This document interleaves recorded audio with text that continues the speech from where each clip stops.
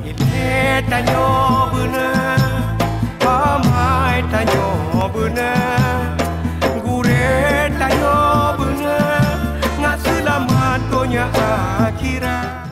Bismillahirrahmanirrahim. Assalamualaikum warahmatullahi wabarakatuh.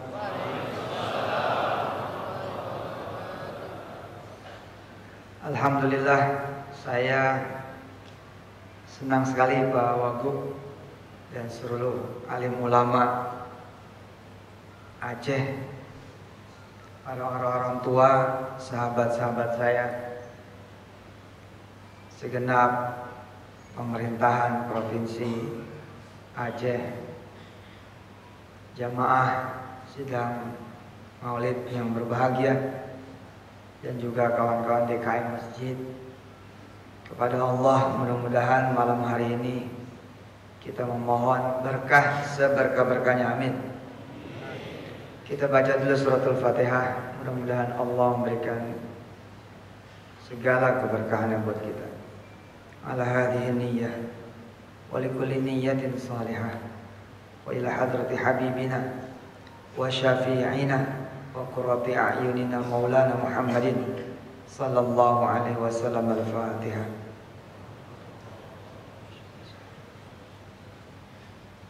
Alhamdulillahi rabbil alamin ar-rahmanir rahim maliki yaumiddin iyyaka na'budu wa iyyaka nasta'in ihdinas siratal mustaqim siratal ladzina an'amta 'alaihim ghairil maghdubi 'alaihim waladdallin. Hadirin yang dirahmati Allah, saya ingat omongan kecil dari orang tua dan pengaruhnya banyak buat saya.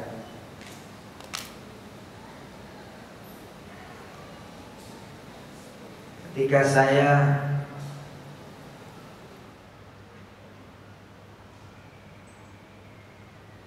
enggak dilihat ada manfaatnya, ketika saya dilihat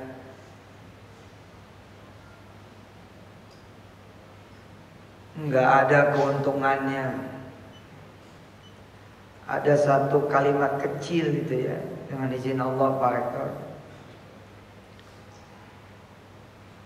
yang sampai sekarang tuh ketika saya masuk kamar mandi saja, terutama kamar mandi umum seperti di pesawat tadi bareng Pak Wagub, itu kayak nempel di telinga saya gitu. Kalimatnya mudah-mudahan juga nempel di telinga Bapak Ibu semua, di hati Bapak Ibu semua. Sederhana kalimat. Apa katanya? Bikin malu Nabi aja loh gitu. Sorry ya kalau tidak sesuai dengan kultur masyarakat Aceh. Tapi itu ungkapan dari orang-orang tua saya, orang tua kami, yang menganggap saya udah bikin malu Rasul. Ya memang ada bagian dari kehidupan saya yang gak cakep gitu. Ya alhamdulillah, doanya orang tua, doanya para guru gitu. Dan mudah-mudahan Allah tidak mengembalikan lagi kepada apa yang saya juga malu gitu. Dan ucapan itu diucapkan oleh orang tua saya, orang tua kami ketika dia nengokin saya di penjara. Bikin malu umatnya Nabi loh gitu, bikin malu Nabi gitu. Kalau boleh mengenang masa-masa itu gitu ya, itu seakan-akan di hadapan saya ada Nabi yang lagi nunduk mukanya gitu.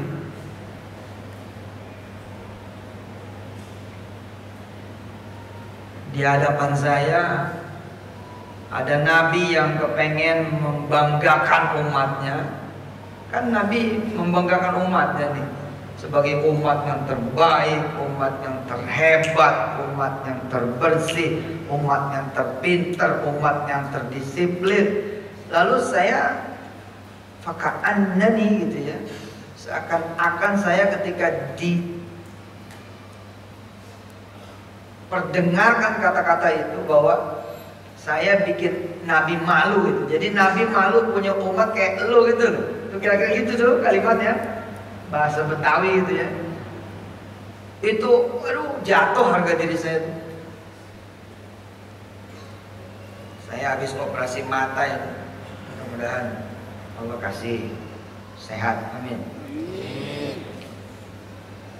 Jadi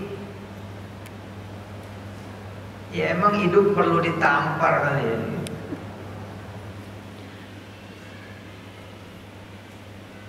Perasaan tidak pengen lagi membuat Nabi nangis. Perasaan gak pengen lagi bikin Nabi itu kecewa punya umat seperti saya gitu.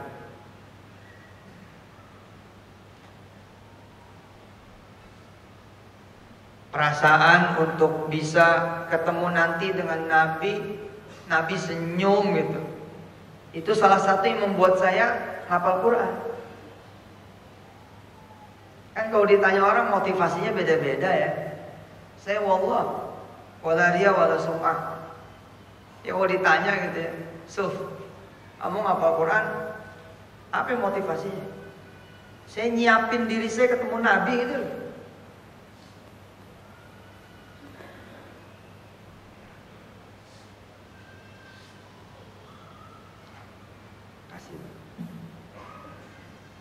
Saya nyiapin diri saya nanti ketemu Nabi terus ditanya sama dia gitu. Terus saya kembangin itu kemana-mana. Sampai tadi saya cerita, saya masuk toilet nih.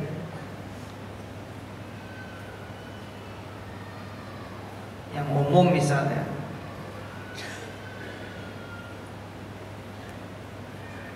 Pesawat gitu. Itu saya nggak bisa tuh kalau keluar nggak kering.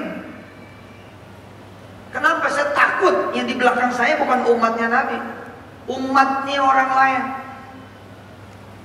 Lalu kemudian dia buka pintu kotor itu loh, bekas umatnya Nabi. Lalu kemudian saya menjelekkan Nabi saya dengan dia mengatakan segitu doang umat Islam, gitu. Nggak bisa, nggak bisa aja udah. Bisa dipahami nggak? Saya pelan-pelan nih. Saya masuk kamar mandi. Iya kalau orang kita di belakang. Kalau orang lain nih, dari mana judulnya kita menghina Nabi? Kan nggak mungkin dong kita menghina Nabi. Siapa yang berani hari gini menjelekkan Nabi sendiri? Tapi ketika kita kotor, nggak disiram, ada sisa tisu, nggak kering, kebayang sama saya gitu. Saya yang menyandang nama Muslim, yang menyandang nama umat Islam, keluar dari kamar mandi, masuklah misalkan umat yang lain, waduh, nggak kebayang. Karena ketika dikatakan umat Islam ya orangnya kotor-kotor, itu ada tiga ada tuh. Kita menghina Allah, menghina Rasulnya, sekaligus menghina agamanya. Siapa yang menghina? Mereka. Kita yang menghina.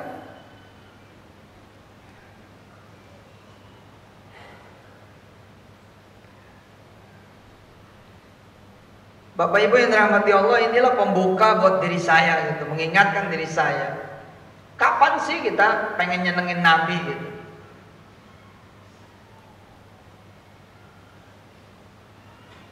Saya nggak ngerti ya.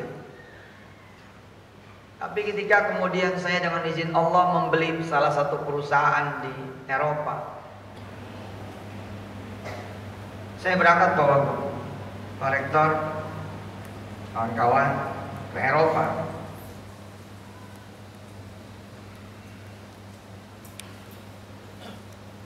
Terus kita beli perusahaan teknologi. Jadi ada satu perusahaan teknologi di Hongaria, kita bayar.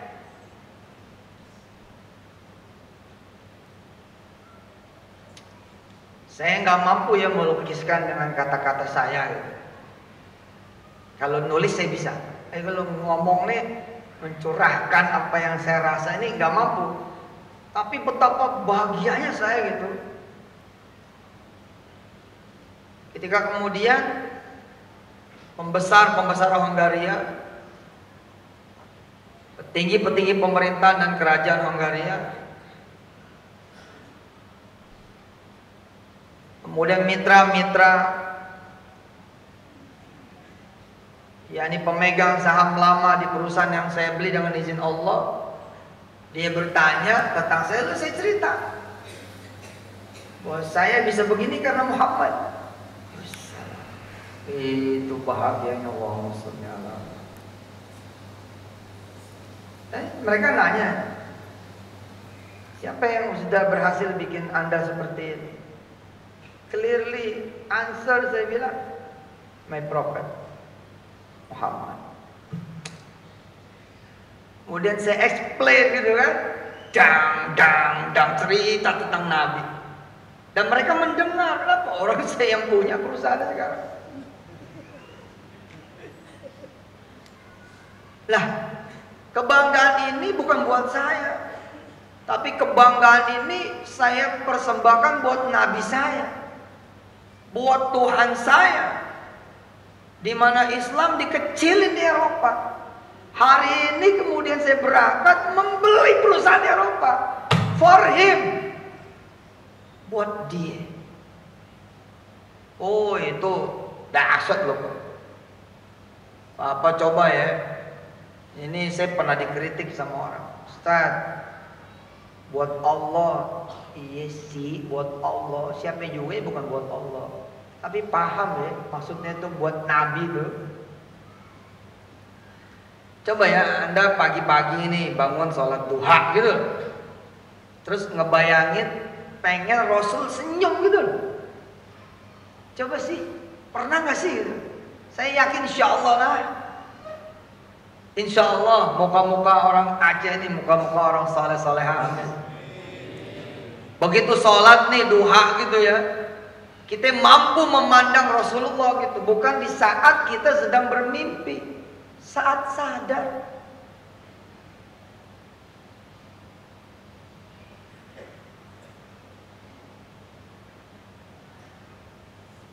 Ada satu ayat ya,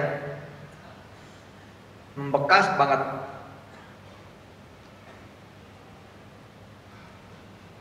Wa'lamu, itu bunyinya, anna fikum Rasulullah.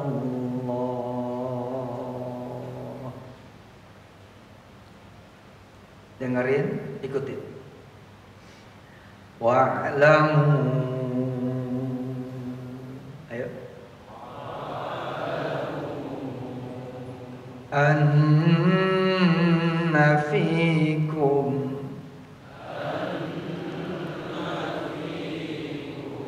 Rasulullah.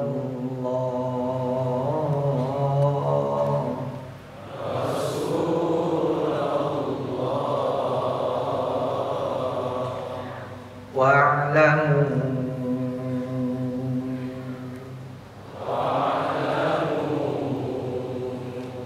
dipanjangin ya, dipanjangin. Wa'lamu,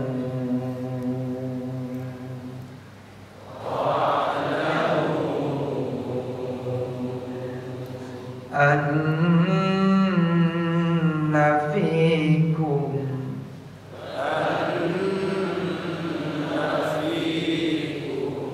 Rasulullah.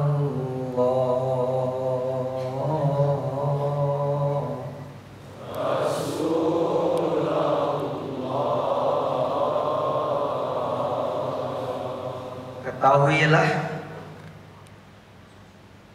bahwa di dalam diri kalian semua mengalir spiritnya Rasulullah. Sebenarnya sih terjemahan bebasnya agak kacau. Wa'lamu, ketahuilah, anna fikum, di dalam diri kamu semua. Ini perdebatan terbuka nih jadi. Kalau kurang-kurang menjelaskan, berabe nih secara tauhid. Wa'lamu anna fikum Rasulullah. Ketahuilah bahwa di dalam diri kamu itu semua ada Rasulullah. Hati-hati nih Pak, saya takut-takut juga nih ngejelasin. Iya kan, rame ya kan, masalah menunggalin kaula Gusti dan ya yang serupa dengan itu. Tapi saya ingin mengatakan bahwa Pak Wagub hari ini tidak bisa dipisahkan dari ITS-nya. Pak Wagub hari ini tidak bisa juga dipisahkan dari alma maternya Yani Unsyah. Gak bisa. Kemana aja Anda anak emak Anda, kira-kira gitu. Anda di mana saja, kapan saja, kemana saja, Anda anaknya emak Anda. Kira-kira kayak begitu tuh terjemahan ayat ini. Jadi manakala Anda jelek, yang jelek emak Anda. Mau kayak gimana tuh tentara, mau di mana saja, nggak baju tentara juga lu tentara. Nggak bisa lu pisahin, gue bukan tentara, gue lagi nggak pakai tentara nih, gue lagi nggak pakai baju uniform, nggak bisa bos.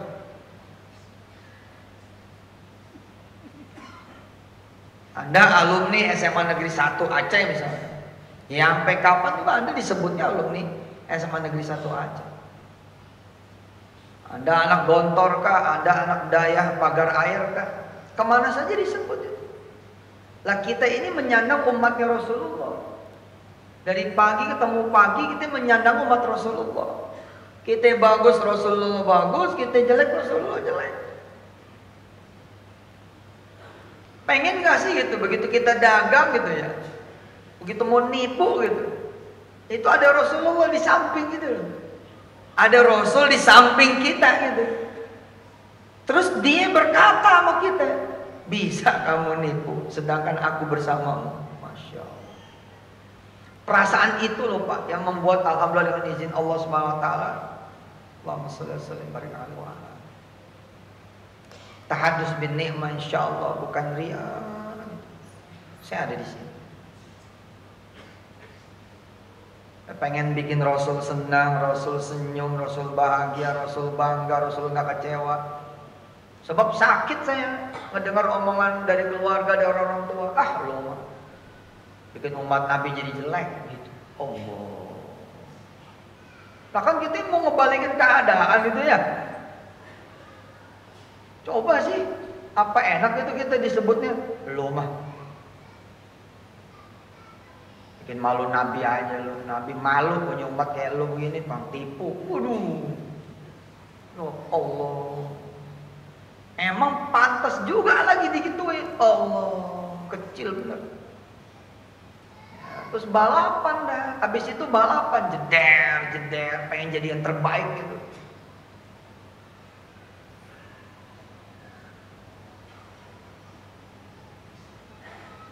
Ya, kita pelihara sedikit sih, nggak banyak, masih banyak lupanya juga dengan izin Allah Subhanahu wa taala. Mudah-mudahan didoain nama jemaah di sini.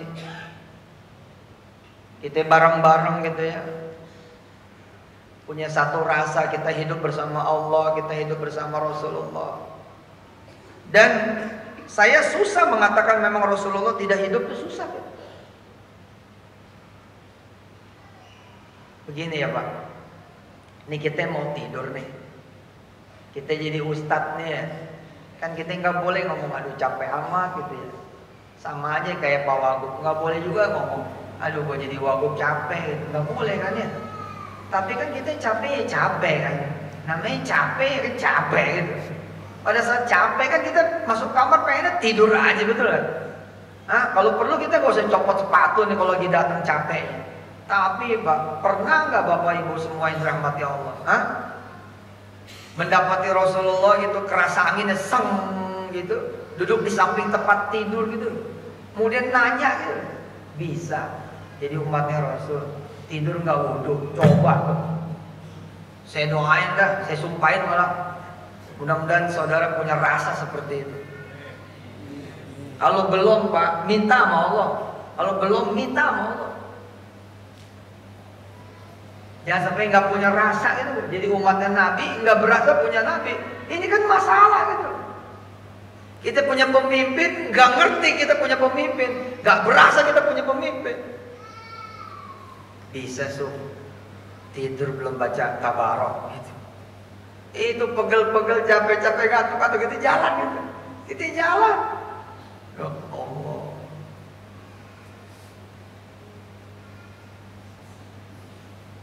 Karena itu suka saya siasatin. Kan hidup ini strategi Pak. Wudunya kita nggak batalin. Jadi kalau mau tidur aja gitu. Terus tabaroknya kita habisin. Jadi nyampe rumah udah selesai. Kalau emang kita tidur ya udah bismillah aja, langsung bismillah Allahumma ya wa'amud gitu. Tapi kan mendingan, namanya gue mikirin. Nah, daripada sebagian dari anda barangkali nggak mikirin sekali. Tidur aja. Haknya Rasul nggak dipikirin.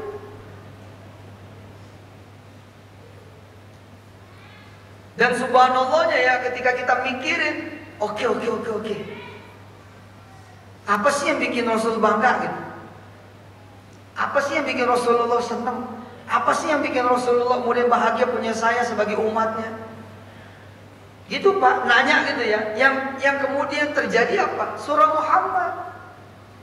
Dan itu terjadi sebagai blessing buat saya dengan izin Allah. Dan akan terjadi buat siapapun yang sama. Dan saya yakin sebagian dari saudara melakukan dan akhirnya mendapatnya.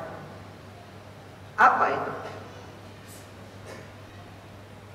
Walladzina amanu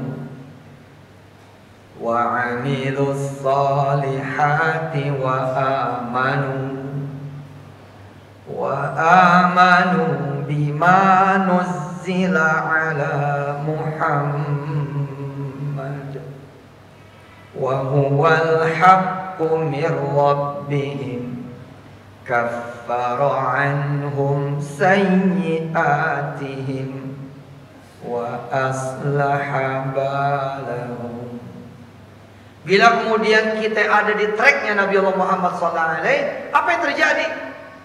Kaffara anhum sayyi'atihim. Allah akan hapus kesalahannya. Allah. Lah kesalahan saya banyak Pak. 99 utang 1,4 miliar. Gimana ceritanya ini kita lunas? Nama jelek, gak ada yang mau ketemu, buang muka, tutup pintu, gak ada yang ngaku. Waduh. Tapi saya bahagia gitu begitu melihat ayat ini yang benar nih. Surahnya surah dia lagi. Allahumma shalli wa sallim barik alaihi wa ala alihi. Surahnya Muhammad. Walladzina amanu, buat siapa yang percaya. Wa 'amilus solihati wa amanu. Kemudian dia mau melakukan amal saleh.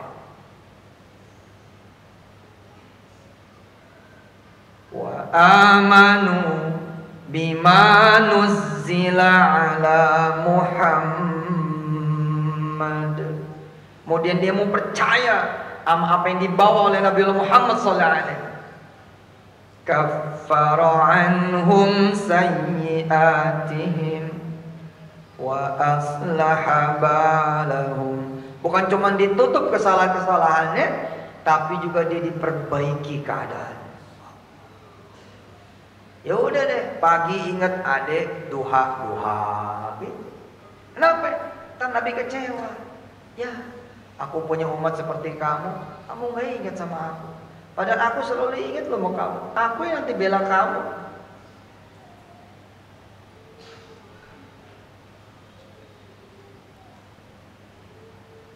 Bagaimana mungkin aku memberi syafaat kepadamu gitu? Kamu pagi lewat, tungguin di zohor. Kita zohornya doang, nggak ada qobliyahnya, nggak ada ba'diyahnya, nggak ada haknya Nabi yang kita perjuangin.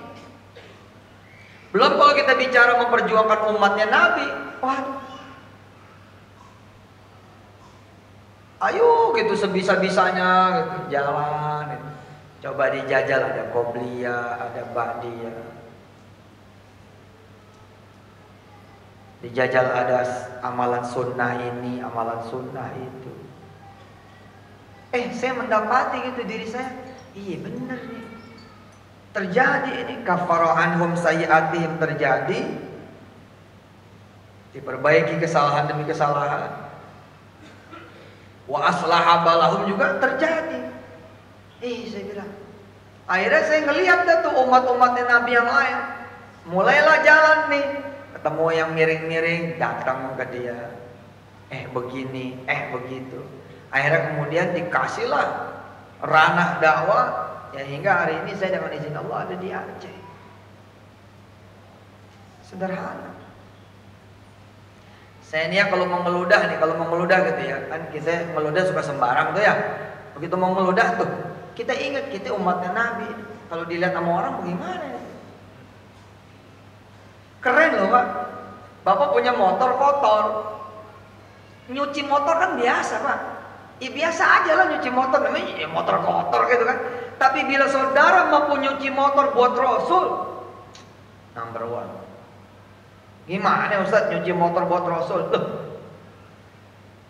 Supaya orang lihat, hebat nih umatnya Rasul. Motornya bersih. Hebat nih umat Islam.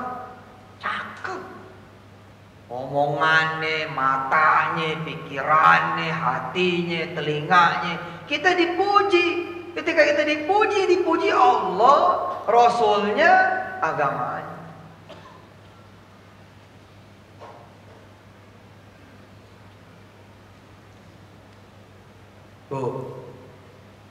Ibu.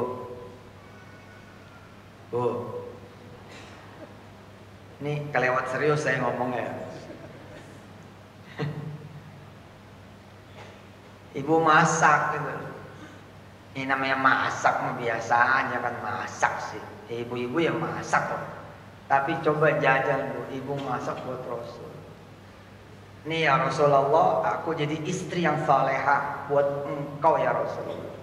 Agar kau bangga bahwa di antara perempuan-perempuan umatmu, aku adalah istri yang salehah. Waduh, bila bisa seperti itu Bu, rumah yang belum dibeli, Allah yang akan belikan.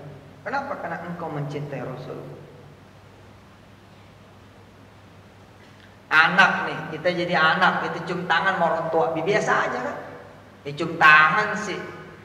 Emang kalau mau pergi kan kita cium tangan, Assalamualaikum. Tapi coba gitu loh, kita kembangin lagi satu rasa. Ya kan Rasul bareng kita nih. Coba aja lihat tuh ayat 8. Surah berikutnya, surah Al-Fath. Inna arsalnaka syahida. Susah kan? Saya mengatakan Rasulullah udah mati. Iya, memang mati dia. Tapi ini ayatnya tuh syahida loh. Dia menyaksikan loh.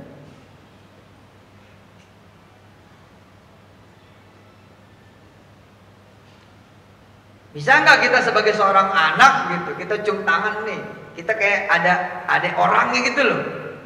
Kita kan kalau salawat juga begitu kan, ya Rasulullah salam alaika toh. Kenapa salam alaika? Itu kan salam alaika. Alaika ya kayak hidup gitu loh. Ini orang tua nih, ini ibu, bapak. Ini kita ini anak. Tapi samping kita Rasul itu, kita cium tangan supaya dilihat nih sama dia. Allah. Saya tadi pakai baju merah. Malam ini malam Maulid nih.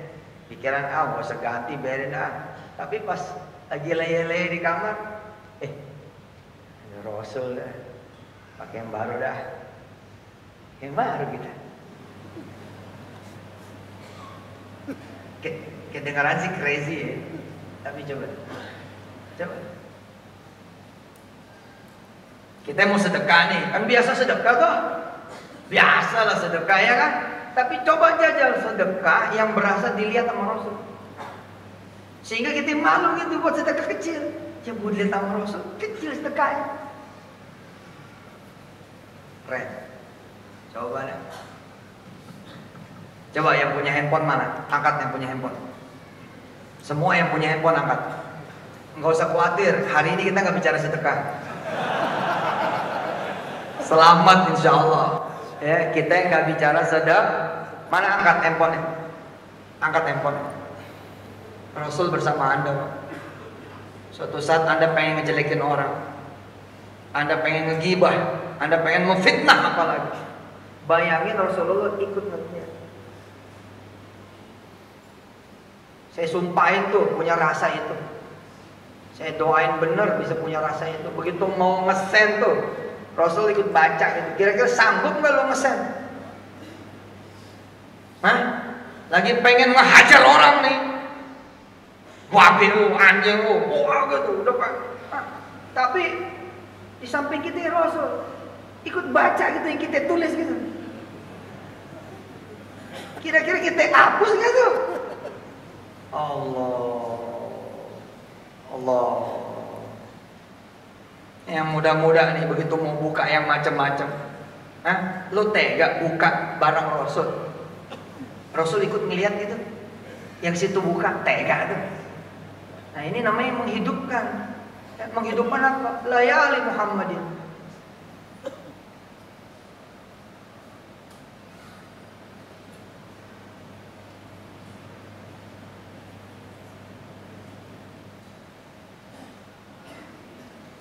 Berdua ngobrol, tiba-tiba omongan belok kepada omongan yang maksiat.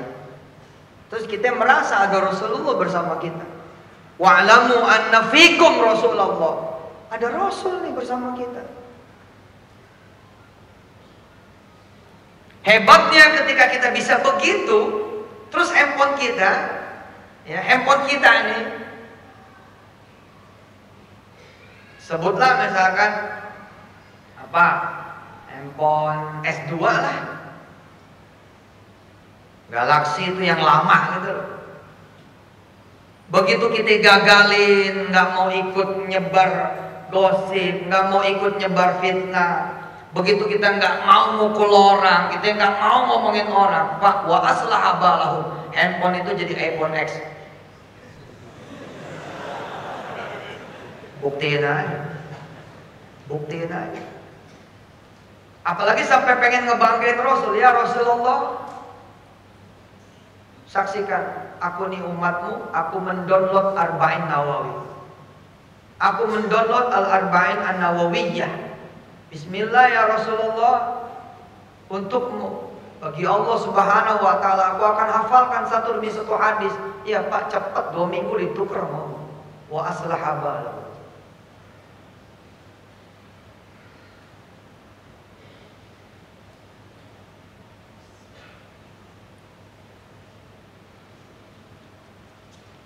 Kita punya ibu, nggak bisa kita bikin senang dia, nggak ada upaya kita bikin senang dia. Ya kayak begitu sama Rasul. Ada nggak upaya kita bikin Rasulullah senang? Kita jalan ke masjid, emang apa? Emang biasa ke masjid, beda loh Pak. Biasa ke masjid sama ada rasa saya pengen bikin bangga Rasul. Nih Rasul, lihat nih, saya umatmu, saya jalan ke masjid nih. Wih, beda tuh bos. Beda, asli beda, bener gak?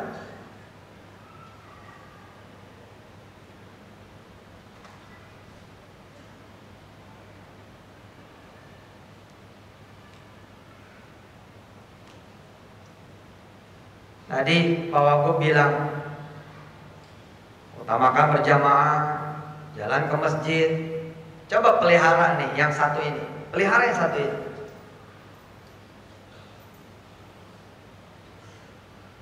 Nih menjelang azan nih, ada yang jemput gitu. Yang jemput itu Rasulullah. Dibangun rasa itu. Ada pertanyaan gitu, nggak ke masjid nih gitu. Yang nanya Rasul gitu. Coba dah. Semua orang belum tentu bisa ngelihat Rasul di dalam mimpinya. Tapi kalau dia mau bangun yang begini nih, dia bisa ngeliat Rasul ketika dia tidak mimpi malah. Ada rasa yang dibagi sama Allah. Sehingga kita berjalan beriringan sama Rasulullah gitu ke masjid. Ya Allah.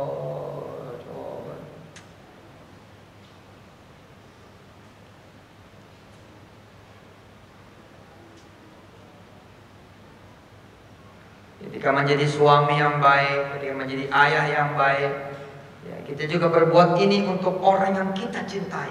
Ini kan kalimat ini